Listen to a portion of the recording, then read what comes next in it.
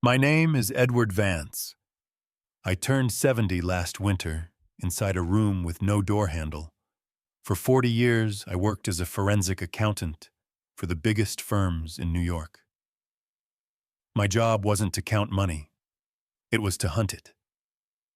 I looked for the ghost in the machine, the hidden offshore accounts, the falsified invoices, the tiny mathematical errors that reveal a lie.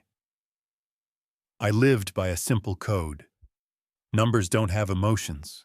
People do. And people always lie. But paranoia has a blind spot.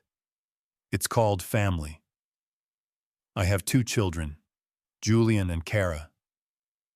Julian is a dreamer without the work ethic to back it up. I've bailed out his 3 failed tech startups. Kara is different, cold, calculating. She married a man I despise, a real estate developer named Marcus. I paid for their wedding, their house, their debts. I thought I was being a father. I didn't realize I was funding an insurgency. The takeover didn't happen overnight. It was a slow, creeping gaslight. It started 6 months ago. I would go to my online banking, type in my password, a password I've used for a decade, and it would be rejected. Incorrect credentials. I'd reset it. 2 days later, locked out again. "Dad," Julian would say, looking concerned, "we changed it for you yesterday. Don't you remember? You wrote it down." I hadn't written it down. We hadn't talked. But when you are 70 and your son looks at you with pity, a seed of doubt takes root. Then physical objects started moving. My passport wasn't in the safe. It was in the fridge. My car keys weren't on the hook.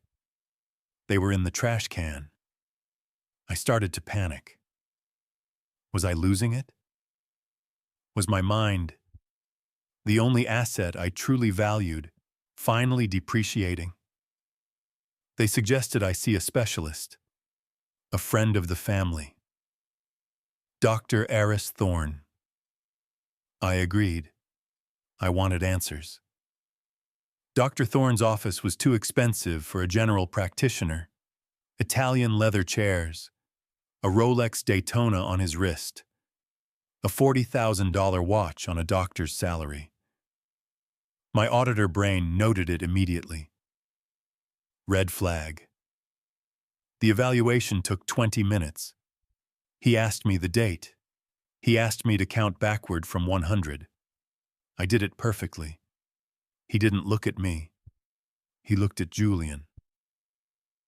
"Early onset dementia," Thorne declared, typing on his tablet. "Aggressive progression, paranoia.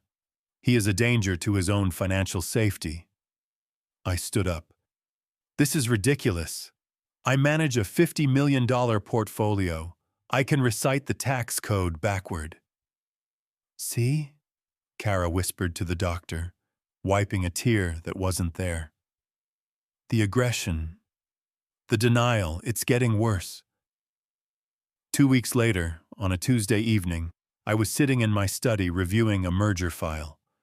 The front door opened. Julian walked in. Kara was behind him. And behind them were 2 large men in blue uniforms. They weren't police. They were private medical transport. "It's for your own good, Dad," Julian said. His voice was shaking, just a little. He was holding a folder. I recognized the blue legal paper. Emergency Temporary Guardianship.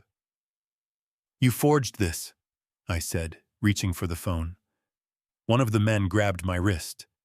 The grip was professional, painful. "Don't fight it, Mr. Vance," the man said. I felt a prick in my neck, a sedative, fast acting. The last thing I saw was Kara picking up my phone from the desk and sliding it into her pocket. She didn't look sad. She looked relieved. I woke up in a room that smelled of lavender and industrial bleach. The Serenity Institute. It looked like a spa. White walls, high ceilings, piped-in classical music playing Chopin on a loop.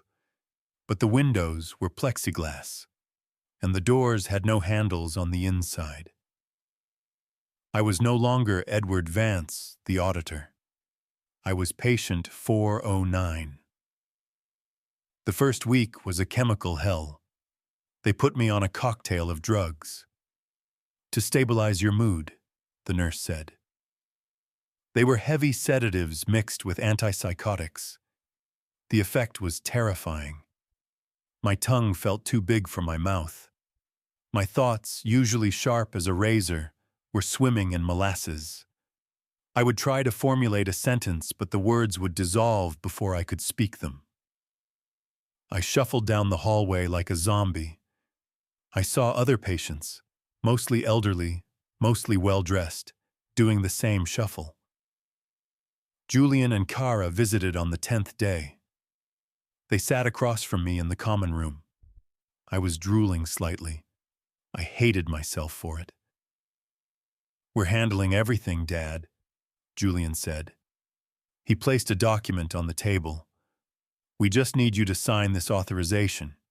It allows us to pay your property taxes." I looked at the paper. The letters were dancing, but I recognized the header. It wasn't a tax form. It was a trust liquidation order. I won't," I slurred. Kara sighed. She took the pen, placed it in my shaking hand, and guided it across the paper. "There," she said softly. "All done." That night, the anger burned through the fog. I was lying in bed, listening to the night shift change. I heard two orderlies talking outside my door. "Thorne bought a new boat," one laughed. "Another expedited guardianship bonus." "Yeah, the Vance family pays well," the other replied. Bonus. The word cut through the drugs like a knife. Doctors don't get bonuses for guardianships. Salesmen get bonuses. Criminals get cuts. My brain rebooted. The forensic accountant woke up. This isn't a hospital, I thought. This is a bank robbery. The next morning, the counter operation began. Nurse Brenda, came in with the little paper cup. 2 blue pills, 1 yellow. "Time for your vitamins, sweetie," she said. I put them in my mouth. I lifted the water cup. I drank. She checked my mouth. I lifted my tongue. Nothing there. She left. I waited 10 seconds. I reached deep into my throat, past the gag reflex, a trick I learned in college, and coughed the pills back up from my esophagus. I hid them inside the hollow leg of the metal chair. I did this every morning, every night. It took 4 days for the chemicals to leave my blood. By day 5, the fog lifted. The world became sharp again. I stopped shuffling. But I kept acting. I drooled when they watched. I stared blankly at the wall. But when they weren't looking, I was working. I started auditing the Serenity Institute. I memorized the shift patterns. I counted the staff. And then, I found the smoking gun. During recreation time, I walked past the nurse's station. A clipboard was left unattended. I glanced at it for 3 seconds. That's all I needed. Patient 412. Billing code 99205. High complexity crisis care. I looked over at patient 412. An old woman named Mrs. Higgins. She was knitting a scarf. She wasn't in crisis. She was asleep. Code 99205 pays the hospital $400 an hour. Knitting pays nothing. This wasn't just elder abuse. This was massive federal insurance fraud. I needed an ally. I watched the staff for a week. Most were lazy or complicit. But there was one. Nurse Elena. She was young. She looked tired. She didn't wear an expensive watch.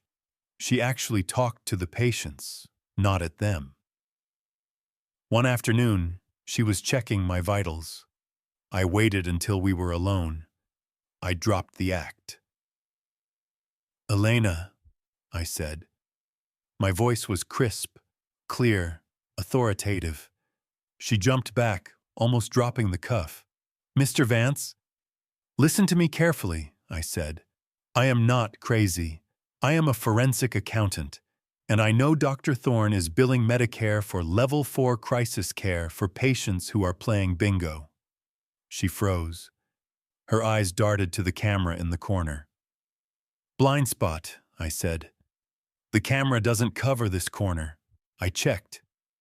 She looked at me, terrified. "If he finds out I talked to you, he's going to prison, Elena," I said. "The only question is, are you going with him as an accomplice, or are you going to be the whistleblower who gets a 15% cut of the federal settlement?" I saw the calculation in her eyes. She was underpaid. She was scared. "What do you need?" she whispered. "I need a phone, a burner, and I need the number of Mr. Arthur Stone, my lawyer." 2 nights later, at 3 a.m., a cheap flip phone slid under my door. I waited until the night guard did his rounds. I went into the bathroom. I turned on the shower to mask the sound. I dialed Stone. He answered on the 4th ring. "Who is this?"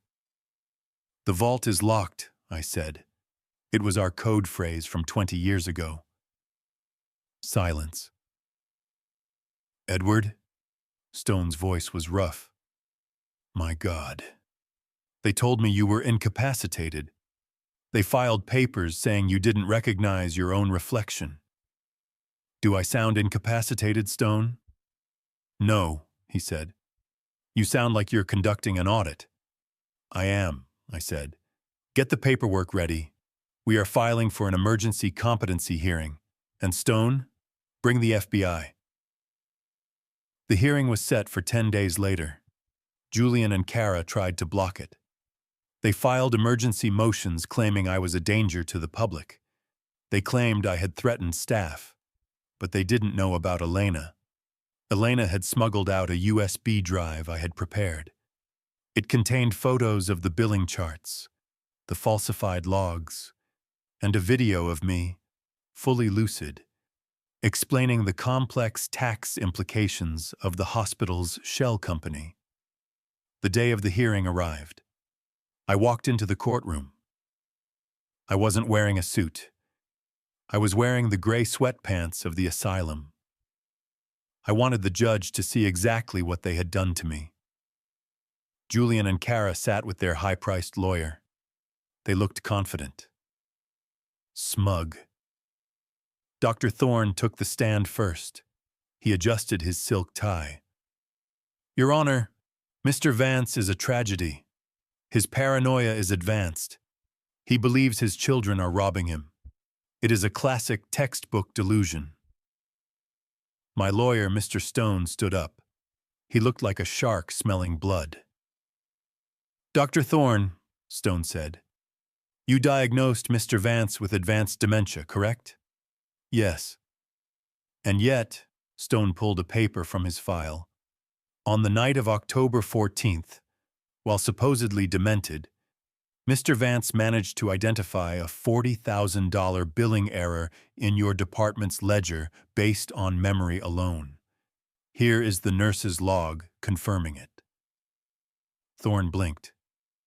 That's impossible." "Your Honor," Stone said, "I would like to call Edward Vance to the stand." I walked to the stand. I sat down. I looked at Julian. He wouldn't meet my eyes. "Mr. Vance, please," the judge asked, "do you know where you are?" I am in the Superior Court of New York, I said, and I would like to report a theft. Who stole from you? Everyone in this room except my lawyer, I said. I turned to Julian. On Tuesday the 3rd, at 9:02 a.m., you transferred $4.2 million from my liquidity fund to a shell account in the Cayman Islands named Horizon LLC. You used my old password. You forgot that I get a text alert for every international transaction. Julian's face went ash white. I turned to Kara. And you. You listed my house, my home of 30 years, for sale with Century Realty. You accepted a cash offer of $2.5 million, which is $800,000 below market value. You did this because you needed quick cash to cover your husband's gambling debts in Atlantic City. Kara started to shake. He's lying. He's crazy. I looked at the judge. Your Honor, I am a forensic auditor. I don't guess. I verify. I have the bank logs, the IP addresses of the transfers, and the real estate contract Kara signed using a forged power of attorney. I pointed to Dr. Thorne. And this man received a $100,000 consulting fee from Julian's account 2 days before he diagnosed me. That is not a medical fee. That is a bribe. The courtroom was dead silent. The only sound was the court stenographer typing furiously. I am not crazy, I said softly, but I am going to be very, very expensive for these people. The gavel fell like a guillotine. The guardianship was revoked immediately. The FBI was waiting in the hallway. Dr. Thorne was arrested before he could leave the building. He gave up Julian and Kara in exchange for a plea deal within an hour. He is currently serving 12 years for medical fraud and kidnapping. Julian and Kara, they didn't just lose the case. They faced the wrath of a father who knows how to find every penny. I sued them for theft, fraud, elder abuse, and emotional distress. The court froze their assets. I didn't just take back what they stole. I took their money. I took Julian's condo. I took Kara's vacation home. I took their cars. I left them with nothing but their debt. Julian works at a car wash in Jersey now. Kara moved to the Midwest, changed her name, and works as a waitress. They try to call me sometimes on holidays. I never answer. People ask me if I'm lonely in my big house. I tell them, peace is not loneliness. I live quietly. I garden. I read. And I run the Vance Foundation, managed by my new partner, former nurse Elena.